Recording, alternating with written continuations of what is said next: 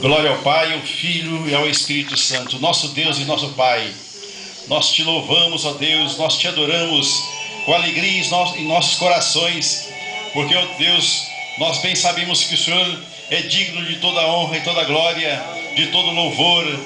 E então, ó Deus, nesta noite, aqui no coração da cidade de Abaeté, ó Deus, nós elevamos a nossa voz para te adorar e para agradecer, ó Deus, pela oportunidade de nós estarmos pregando a tua palavra em espírito e em verdade, conforme é do teu gosto, da tua recomendação, em nome de Jesus. Amém? Amém. Eu saúdo a toda a congregação e a todos os convidados com a paz do Senhor. Amém. Amém, Jesus? Amém. Glória a Deus. Irmãos, daqui a pouco eu estarei lendo alguns versículos das Sagradas Escrituras e estaremos comentando cada um deles. O nosso tema dessa noite é o tema talvez o mais conhecido, que é o Espírito de Deus, o Espírito Santo. E os versículos também que nós iremos ler são muito conhecidos. Mas aí você diria, mas eu gostaria tanto de ter uma novidade nessa noite, eu gostaria tanto que nessa noite algo de novo me chamasse a atenção. Eu posso te garantir que essa novidade vai acontecer. Aleluia. Vai acontecer não pelo presbítero Teodoro, mas pelo Espírito Santo de Deus, que sempre operou Glória a Deus. em maravilhas. Porque as Sagradas Escrituras, irmãos, têm essa capacidade. Deus se revela em cada palavra da Bíblia. Da primeira à última palavra, Deus se revela. E quando Deus se revela, há poder e a glória. Porque Deus não se revela para não acontecer nada. Muito pelo contrário. Deus se revela na vida de cada um, na palavra de cada um, quando ele cita as Sagradas Escrituras, para que sinais e prodígios aconteçam. Pode acontecer na hora e pode acontecer depois, né? Porque para Deus o tempo é relativo. Então aquilo que nós queremos que aconteça agora, já, para Deus, pode ser que Ele planejou para acontecer um pouco depois. E coisas que nós achamos que vai acontecer muito tempo depois, Deus antecipa e realiza agora. Para a glória de Deus. Portanto, tudo que nós fazemos, né, nessas muitas décadas que eu tenho de experiência na palavra de Deus, é para dizer o seguinte, que tudo que nós ensinamos, tudo que nós comentamos, tudo que nós pregamos, na realidade é um testemunho que a gente está dando. Portanto, a nossa projeção é essa, que cada vez que você for conversar com um vizinho de bairro, com um colega de trabalho, com algum familiar, com a intenção de pregar a palavra de Deus, você não precisa ter preocupação de localizar um versículo arrebatador, especial, porque esse é que vai tocar naquela pessoa. Porque na realidade todos eles irão tocar pelo Espírito Santo de Deus. Então é mais fácil do que às vezes a gente possa imaginar. Por exemplo, digamos que a nossa missão hoje aqui tivesse sido o seguinte: olha, cada um vai ter 5 minutos para pregar sobre o que está contido em Mateus 5, logo no versículo 1. Bem-aventurados os pobres de espírito, porque deles é o reino dos céus, o reino de Deus. Mas esse é um dos versículos mais citados desde muito antes que eu nasci. Mas cada um que aqui pregasse durante aquele 1 minuto, 2 minutos, 5 minutos, haveria uma novidade. Incrível, a palavra de Deus tem essa capacidade. Portanto, se você citar, né, o Senhor é meu pastor, nada me faltará, e você achar que você vai ser repetitivo com o vizinho, com o amigo, ou mesmo com o crente da congregação, você pode ter certeza que de alguma forma o Espírito de Deus vai usar as suas palavras para que elas sejam novidade de vida para aquela pessoa que está ouvindo e muito mais para você que também está proferindo. Porque a palavra de Deus tem essa capacidade.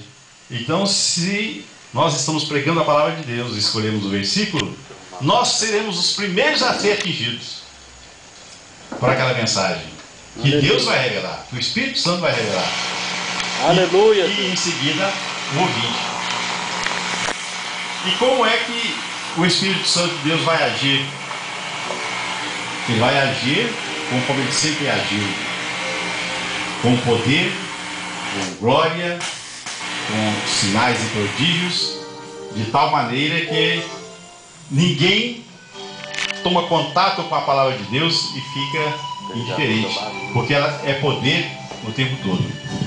Então vamos escolher aqui alguns versículos, por exemplo, no livro de Isaías.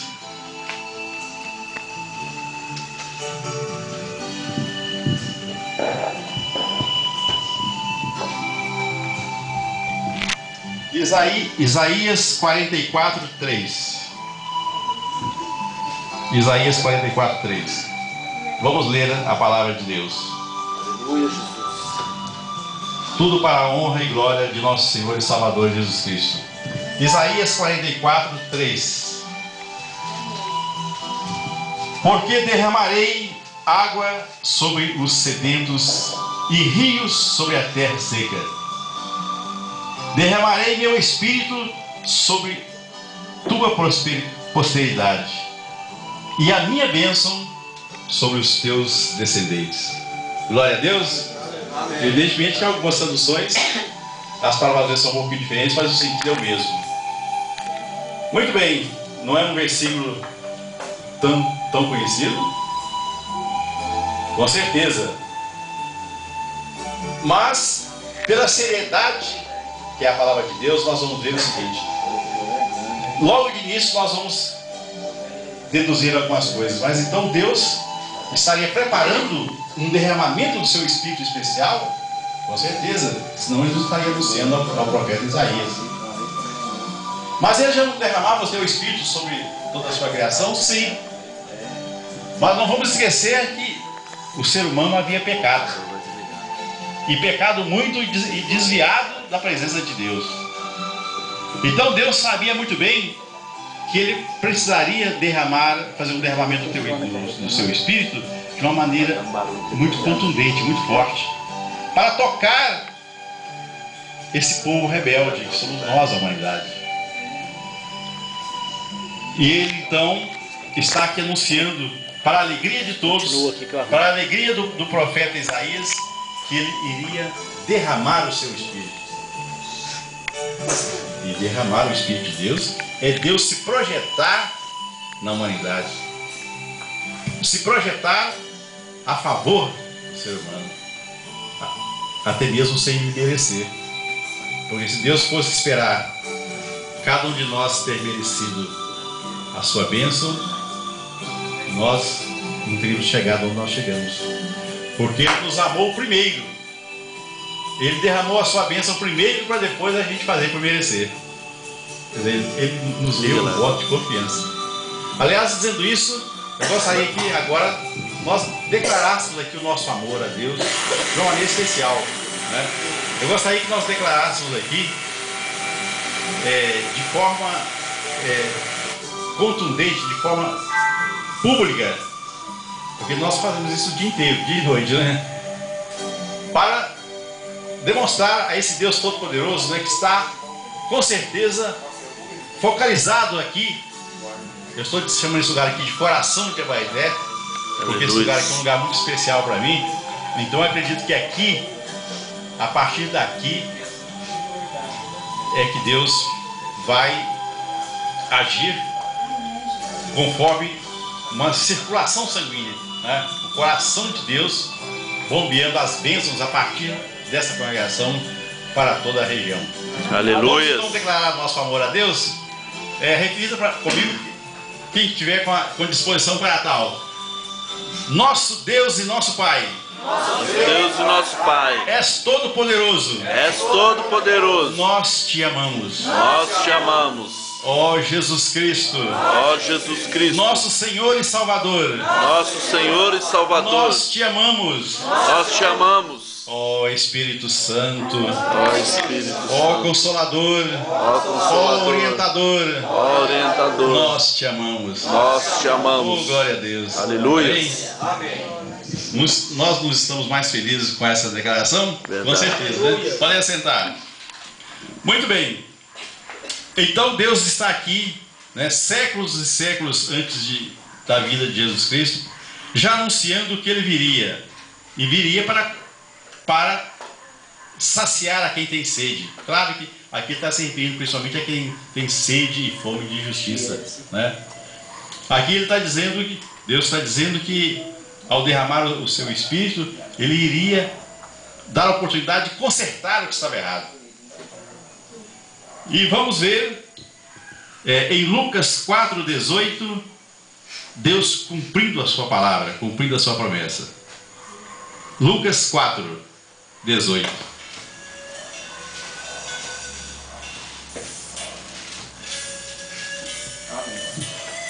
Glória a Deus, aleluia. Amém, Jesus?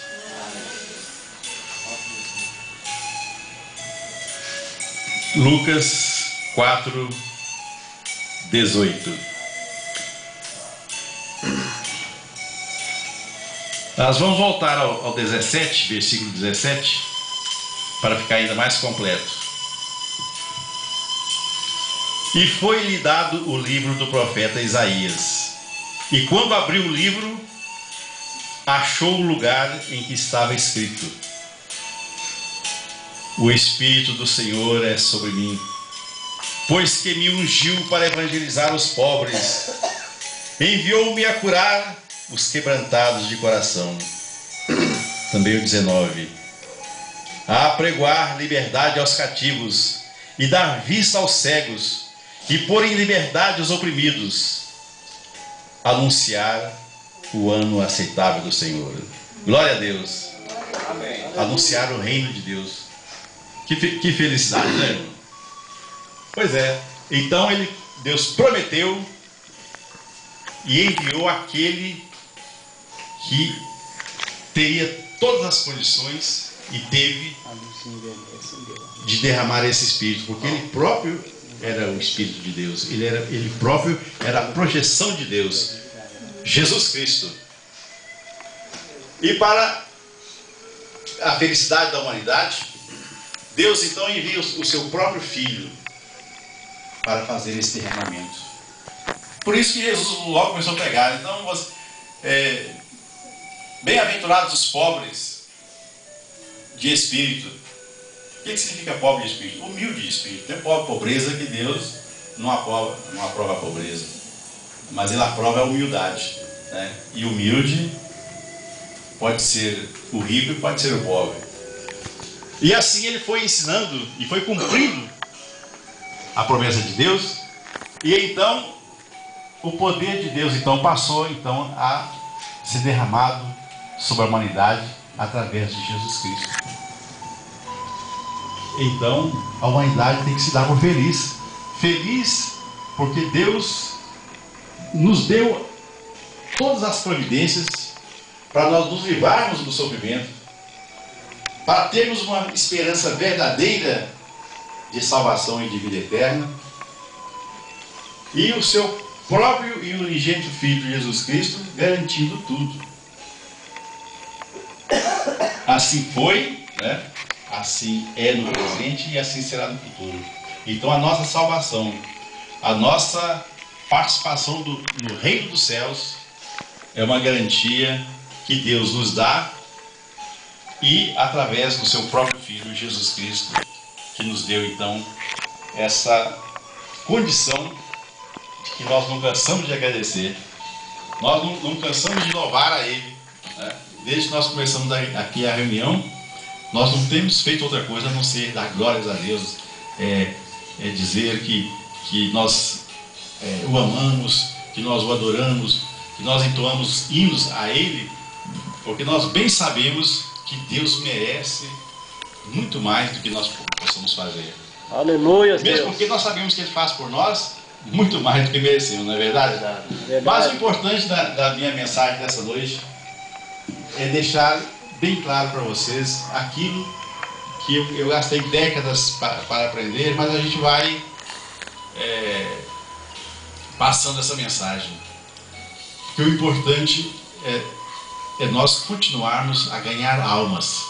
o importante é nós continuarmos a testemunhar esse poder de Deus, esse poder de Deus que nós podemos abraçar, abraçando o Evangelho de Deus, porque não se iludam aqueles que acham que podem ser salvos por si próprios, porque o que não falta são seitas, o que não falta são religiões que dizem o seguinte, que o homem ele pode fazer por merecer ser salvo e chegar à glória, chegar à plenitude do Espírito pelos seus próprios méritos. Evidentemente que nós temos muito que fazer para que os nossos méritos apareçam, mas realmente, se dependêssemos só de nós, nós jamais conseguiríamos sermos salvos, porque nós conseguimos, porque Deus derramou o seu Espírito, Jesus Cristo selou essa promessa, confirmou essa promessa, tornou ela efetiva, real, verdadeira. E aí, então nós, a princípio sem merecer, depois, ao se converter realmente, a gente produzindo frutos, né, dignos de reconhecimento, evidentemente que vai ser bom para nós e para a humanidade, né? Então, justamente pelo que o apóstolo Paulo chamou tanto a atenção, né, que nós somos salvos pela graça de Deus. Aleluia, Deus. Agora, se nós... Mas aí alguns dizem diferente. Não, mas a fé sem obras é morta. Mais ou menos querendo contradizer o apóstolo Paulo. Mas quem diz assim ou pensa assim é porque não entendeu a mensagem de Paulo. Porque Paulo quer dizer que nós somos, primeiro nós somos atingidos pela graça de Deus, pelo amor de Deus, para depois nós tomarmos uma atitude de fé e de capacidade de caminhar em direção à salvação, ao reino dos céus. E aí, uma vez revestidos daquilo que Deus nos deu pela graça, aí nós começaremos a produzir obras, e obras verdadeiras, não obras interesseiras. Eu vou fazer isso para ganhar créditos com Deus, porque aí a gente já passa a produzir obras, né? Ajudar os irmãos, ajudar as entidades sociais, ter a paciência que a gente não tinha antes com o nosso semelhante. Por quê? Porque aí nós já estamos na bênção. Essa bênção ela não vai ficar parada, ela vai produzir frutos, e os verdadeiros frutos então vêm após essa graça de Deus. Portanto, primeiro a graça de Deus, depois as outras coisas vão acontecer. Glória a Deus. Amém, Jesus. Mas vamos ler, né, pelo menos mais um versículo para nós confirmarmos como que essas coisas vão acontecendo. Efésios 1:13. Essa Bíblia é nova, então as páginas estão grudadas. Por isso que eu estou demorando um pouquinho aqui a abrir, porque eu vou abrir uma página para 10. Mas ela vai sendo manipulada dia a dia aqui, né? Vai sendo usada e as páginas vão se descolando. Então, Efésios 1:13. Vamos ver. Então, Deus fez a promessa, Jesus Cristo chegou e cumpriu a promessa, né? Porque antes nós lemos aqui esse versículo, né? Vamos lembrar o que está em João, né? Ele garantiu, né? Jesus garantiu: eu vou, mas vou enviar o Consolador, o orientador para vocês. E ele cumpriu, né? Lembra do dia de Pentecostes, né? Então, Efésios 1:13. Vamos ver o cumprimento de todas essas coisas.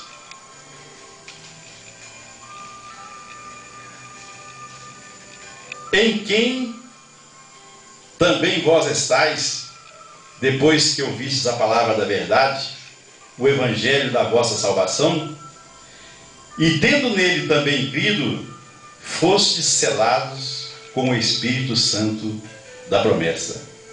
Glória a Deus. Que maravilha. Então, a promessa foi feita, Jesus Cristo confirmou essa promessa, selou essa promessa em cada um dos convertidos, e uma vez então essas coisas acontecendo, essa ação acontecendo, porque tudo que Deus faz tem ação, não é? Deus não faz nada para ficar parado, tudo acontece em movimento, né? Até mesmo quando se diz, né? Igual já foi citado aqui, né? No princípio era o verbo. Então o que é o verbo? O verbo é a ação, né? O verbo é Deus fazendo, produzindo e as coisas acontecendo pelo poder de Deus. Ou seja, Deus é Deus de movimento, de ação, de acontecimento. E da mesma forma o Espírito Santo, ele continua operando e vai continuar eternamente operando, e portanto nós temos esse privilégio, que eu volto àquela minha intenção inicial, de você continuar a dar um testemunho, né? Você foi atingido pela graça de Deus, você, né, é um salvo, nós somos salvos. Aleluia. Nós temos essa convicção, nós temos essa certeza. Mas não é assim com todos, porque Jesus chegou e disse: é chegado o reino dos céus. De fato, o reino dos céus chegou, mas Deus quer a atitude de cada um para que esse reino dos céus aconteça na vida dele. Então, é pela graça, mas Deus quer um mínimo de atitude, que é a pessoa chegar e falar assim: eu aceito Jesus Cristo como meu único e suficiente Salvador. Não precisa de colocar aquele santo, nem aquela estátua, nem aquela imagem, nem aquela aparição. Jesus é suficiente. Dar esse testemunho forte, dar esse testemunho definitivo, contundente, de que é assim. E sendo assim, se você citar da primeira palavra em Gênesis, a última em Apocalipse, todas elas são palavras de revelação. Aleluia, Deus. Deus vai usar a sua palavra para aquela pessoa, para aquele testemunho. Mas hoje, mais amanhã, ele vai tocar. Eu me lembro muito bem, quando eu comecei na minha evangelização, para quantas pessoas eu preguei, mas dava aquela impressão que é semente na pedra bruta. Não vai acontecer nada, porque a rebeldia foi total, a receptividade não aconteceu de forma alguma, e eu então fui em frente. E às vezes, né, quem conhece bem Belo Horizonte, às vezes estou lá atravessando a Avenida Afonso Pena, a Avenida Amazonas, a Paraná, aí a gente só anda agitado, né? Passando de um lado para o outro. Aí alguém... Eu, no primeiro psico, eu não dou atenção, no segundo, no terceiro, alguém chega e me toca as costas, né? Professor Teodoro, presbítero Teodoro, aceitei Jesus, aquela alegria, né? Estou feliz. Aí eu lembrar, eu tenho a memória muito boa, que foi uma pregação que eu fiz há 25, 30 anos passados, e que parecia que tinha sido um caso perdido, mas não tinha sido perdido, né? Então, eu dou esse testemunho para vocês, porque vai acontecer e já está acontecendo com cada um de vocês, pode ter certeza. Aleluia, Deus. Então aquela pessoa que você pregou e ela virou para lá, virou para cá, ficou aparentemente até inimigo seu, alguma coisa forte aconteceu nela. Ela está resistindo porque alguma coisa forte aconteceu. Ela sentiu que aquela palavra foi marcante demais. E normalmente o ser humano tem essa tendência de não querer mudar bruscamente da sua maneira de viver, né? Porque ele acha que vai mudar para pior. E então nós, o povo de Deus, o povo evangélico, teremos que estar sempre prontos para dizer para essas pessoas que julgam assim, que a Bíblia é muito clara nas palavras de Jesus. Jesus Cristo, o fardo dele é leve. Ou seja, o fardo pesado é aquele do mundo, que parece que é liberdade. Aí eu posso fumar, eu posso beber, dizem lá, né? Então, eu sou livre, mas não. Pelo contrário, a pessoa está sendo escravizado por aquilo que ele está achando que ele está sendo livre para fazer, né? E nós vamos ver que a palavra de Deus, essa sim, essa que é o bálsamo. Esse que é o perfume suave. Portanto, a gente pode dar esse testemunho com aquela certeza de que vai acontecer aquilo que deve acontecer, que é a pessoa ser tocada pelo poder de Deus no seu testemunho, na sua pregação. Aleluia. Qualquer versículo que você se dá. Aí fala assim, mas professor, então a gente não...